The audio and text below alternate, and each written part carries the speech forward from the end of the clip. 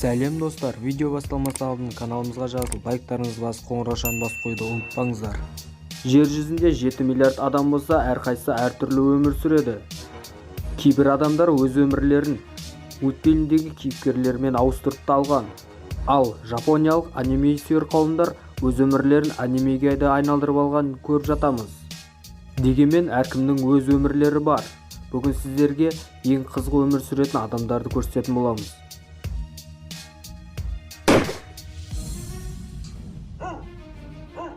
Том Питерс, 32 жасар, англиялық азамат өз өмірін ит өміріне айналдырып алған.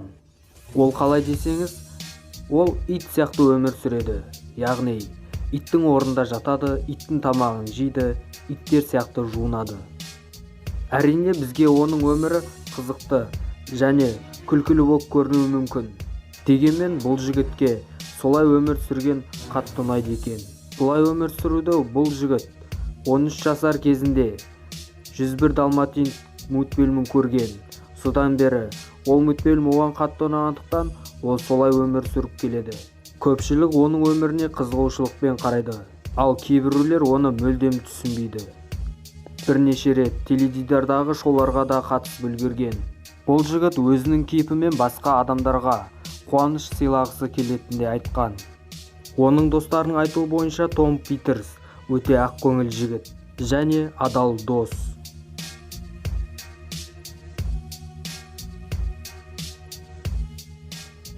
Элизабет Светхарт. Сіз қандай түсті өте жақсы көресіз? Мүмкін сізге көк түс немесе қызыл түс ұнайтын шығар. Қазір сіздерге Элизабет атты әйелге қандай түс ұнайтынын айтып беретін боламыз. Бір қызығы ол түс Элизабеттің өмірінің бір бөлшегі болып кеткен.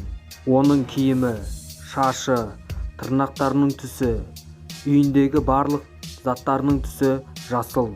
Бұл әйел осы түсті балалық шағынан бері жақсы көретін айтқан болатын. Элизабеттің әке-шешесі оны сурет үйірмесіне берген болатын. Ол кезде Элизабеттің жасы небәрі 5-те болатын. Кішкентай кезінде Элизабет суреттерінің арасында жасыл түстерді қосқанды да ұнататын.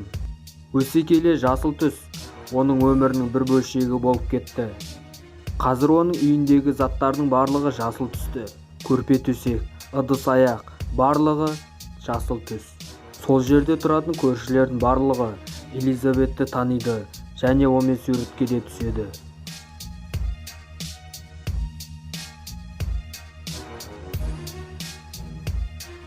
Мик Додж. Сіз бұрын-соңды дауншифтинг деген сөзді естіп көрдіңіз бе? Алдын бұндай сөзді естіп көрмеген болсаңыз, қазір барлығын сізге түсіндіретін боламыз. Енді есімізге Робинзон Крузоны еске алайық. Ол адам туралы білмегендер өте аз шығар. Робинзон Крузо туралы теледидарлардан да көргендеріміз бар. Ал енді осы Мик деген азамат Робинзон Крузоның өмірінде өмір сүріп келеді. Бір қызығы бұл адамның қымбат көліктерге және қымбат ресторандарда тамақтануға ақшасы толықтай жетеді. Қымбат, балқып шалқыған өмір бұған өте қатты ұнай қойған жоқ. Сондықтан бұл адам орманда жалғыз өмір сүргенді қалады. Орманда бұл адамға өте қызық. Өзінің бір сәтке жабайы адам болып сезінуі оған қатты ұнайды. Яғни, жабайы табиғат аясында өмір сүру ол үшін өте бір бақытты сәттер. Қазір оның жасы 69-да, дегенмен оның денсаулығында ешқандай кемшілік жоқ.